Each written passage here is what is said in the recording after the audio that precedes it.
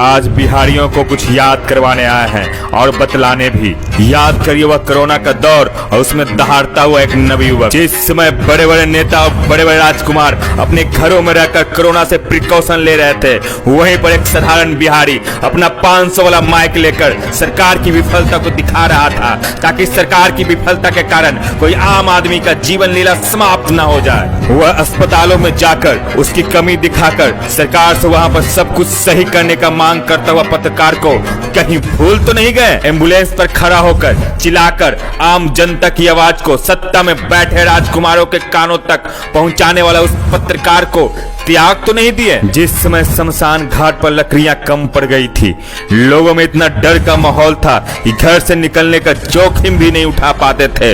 उस भयावह दृश्य को कैसे भूल सकते हैं जब लोग अपने सगे संबंधी के मरणोपरांत भी दाह संस्कार तक करने की हिम्मत नहीं जुटा पाते थे। उस समय अस्पताल से लेकर शमशान तक और सड़क से लेकर सदन तक आपके लिए चीखता हुआ आवाज कोई और नहीं बल्कि मनीष कश्यप ही था। याद करिए वह दिन जब बड़े बड़े पत्रकार जो आजकल मीडिया के इथिक्स बता रहे हैं, वह आपके लिए माइक लेकर खड़ा नहीं था।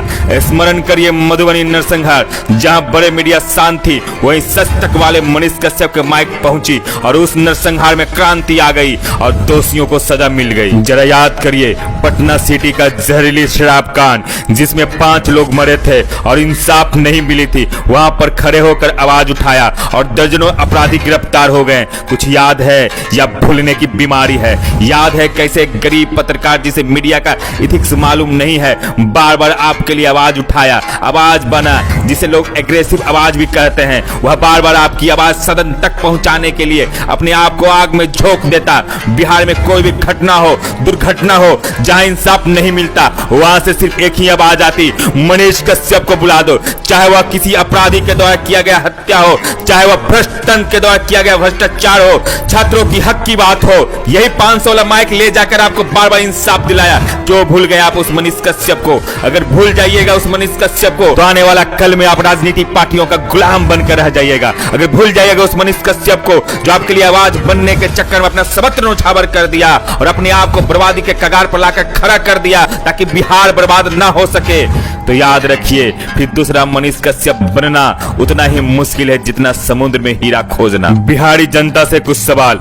बिहार का नेता कैसा होना चाहिए? वह जो कभी संघर्ष नहीं किया, यह वह जो संघर्ष के लिए ही बना है एवं संघर्ष का दूसरा नाम ही है, जिसे पता है कि छात्रों के भविष्य को कैसे संभाला जाए, जिसे पता है कि बेरोजगारों को रोजगार देने के लिए कैसी योजना बनाया जाए, जिसे यह भी पता है कि भ्रष्टाचार को नियंत्रण करने के लिए क्या करना चाहिए, जिसे यह भी पता है कि गरीब किसानों के हक की बात करने के लिए कैसी योजना बनानी होगी, जिसे बिहार को संभालने की पूरी नीति पता है, उसे बिहार का नेता बनना चाहिए।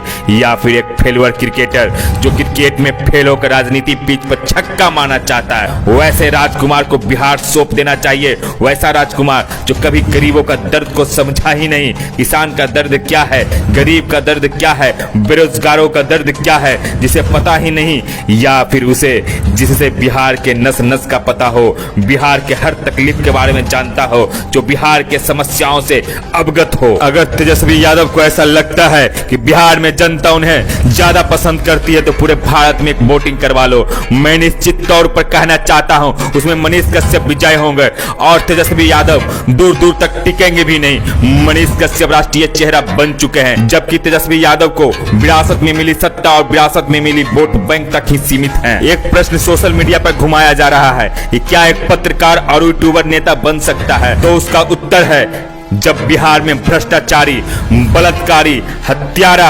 विधानसभा में बैठ सकता है, तो आपकी हक की बात करने वाला पत्रकार मनीष कश्यप क्यों नहीं बैठ सकता है? जरा कल्पना करिए, जब यह व्यक्ति विधानसभा में बैठेगा और अपने अंदाज में सत्ता के शीर्ष पर बैठे राजकुमारों से सवाल करेगा, तो विधानसभा का नजारा कैसा होगा? और जब जनता के सवाल जब सत्ता के शीर्ष पर बैठे लोगों के कान में चुभने लगेगी, तो भविष्य का बिहार कैसा होगा?